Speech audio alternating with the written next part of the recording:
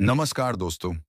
रात के 2 बज चुके हैं और आप सुन रहे हैं मिडनाइट विस्पर्स, एक ऐसा शो जहां रातें केवल काली नहीं होती बल्कि कहानियां भी अंधेरे से भी ज्यादा डरावनी होती हैं। आज की कहानी एक ऐसे रेडियो स्टेशन की है जो अब बंद हो चुका है, लेकिन उसकी आखिरी ब्रॉडकास्ट आज भी कभी कभी सुनाई देती है। पर यह केवल उन्हीं को सुनाई देती है जो सन्नाटे में अकेले 96.6 एफएम पर रेडियो ऑन करते हैं।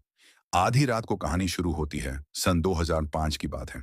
दिल्ली के बाहरी इलाके में एक लोकल रेडियो स्टेशन था, रेडियो वाणी 96 एफएम। हर रात ठीक 2 बजे एक शो आता था, रात की आवाज, जिसमें लोग कॉल करके अपनी कहानियां सुनाते थे। एक रात एक कॉल आया। कॉलर, धीमी टूटी फूटी महिला की आवाज। क्या मेरी आवाज आ रही है? मुझे सिर्फ 1 मिनट चाहिए, मैं मर चुकी हूं। आरजे श्याम समझा कि कोई मजाक कर रहा है। उसने हंसते हुए बात काट दी, लेकिन उस कॉल की रिकॉर्डिंग उसने डिलीट नहीं की। अगले दिन अखबार में खबर आई, रितिका मल्होत्रा, एक युवा पत्रकार की लाश हाईवे के पास मिली। मौत का समय रात 1:55 आरजे श्यामसन ने रह गया। ये वही वक्त था जब कॉल आया था, ठीक 2 बजे से 5 मिनट पहले। फिर हर रात ठीक 2 बजे छिनेन में 6 एफएम पर एक अजीब सिग्नल आने लगा, बिना किसी आरजे के, बिना गाने के, बस एक ही आवाज में, अभी भी यही हूं। क्या तुम मुझे सुन सकते हो? कुछ ही दिनों में पूरा स्टेशन बंद कर दिया गया।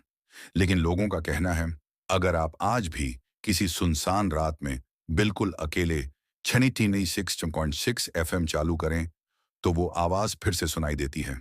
मुझे सिर्फ 1 मिनट चाहिए, मैं मर चुकी हूं, आरजे अनुज, धीरे धीरे आवाज गूंजती है।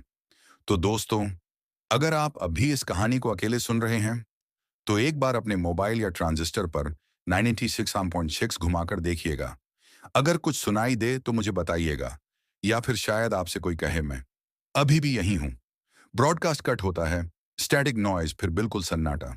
पिछली रात की कहानी सुनने के बाद राजीव नाम का एक कॉलेज स्टूडेंट, जो हॉरर पॉडकास्ट्स का दीवाना था, एक साहसिक फैसला करता है। वो 96.6 एफएम पर उस ब्रॉडकास्ट को खुद सुनने वाला है।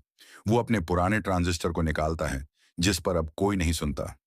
तारीख थी 13 जुलाई, रात के 1:59 बजे। कमरे में सिर्फ एक बल्ब जल रहा था। बाहर मूसलाधार बारिश हो रही थी। दीवार की घड़ी टक टक कर रही थी। राजीव ने बिस्तर के पास ट्रांजिस्टर रखा, और जैसे ही घड़ी की सुई 2:99 पर पहुंची, उसने 96.6 एफएम ऑन किया। और फिर कुछ पल तक सिर्फ स्टैटिक नॉइज। फिर अचानक, हेलो, क्या कोई सुन रहा है? राजीव की रूह कांप गई।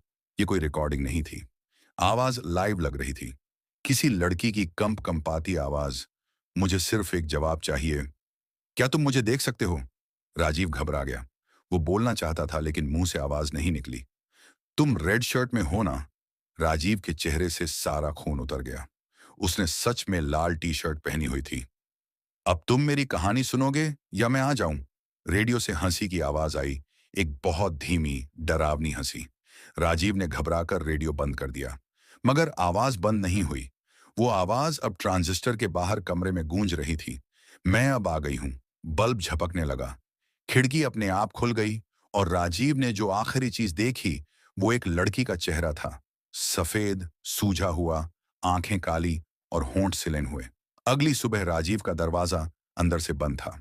कमरे में न कोई रेडियो था, न मोबाइल, न ही कोई इंसान। राजीव की मौत के बाद कॉलेज में सन्नाटा फैल गया था। लोग कहते थे उसने खुदकुशी की, कुछ कहते थे कोई साया था उसके साथ। पर एक इंसान था जो सच्चाई जानता था, उसका छोटा भाई आरव। एक शांत, गंभीर लड़का, लेकिन बहुत तेज दिमाग वाला। वो जानता था कि राजीव को कुछ अलौकिक ने मारा है, और अब वो उस आत्मा से सामना करने को तैयार था। आरव ने तैयारियां शुरू की। उसने राजीव की डायरी पढ़ी। उसे राजीव के ट्रांजिस्टर की टूटी हुई रिकॉर्डिंग मिली, जिसमें आखिरी आवाज थी, मैं अब आ गई हूं। उसने पता किया कि वो लड़की कौन थी। उसका नाम था रितिका मल्होत्रा, एक पत्रकार जो एक चाइल्ड ट्रैफिकिंग रैकेट का पर्दाफाश करने वाली थी।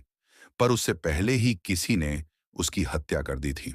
अब रात 2:02 बजे, वही कमरा, वही ट्रांजिस्टर, और वही 96.6 एफएम। आरव ने रेडियो ऑन किया।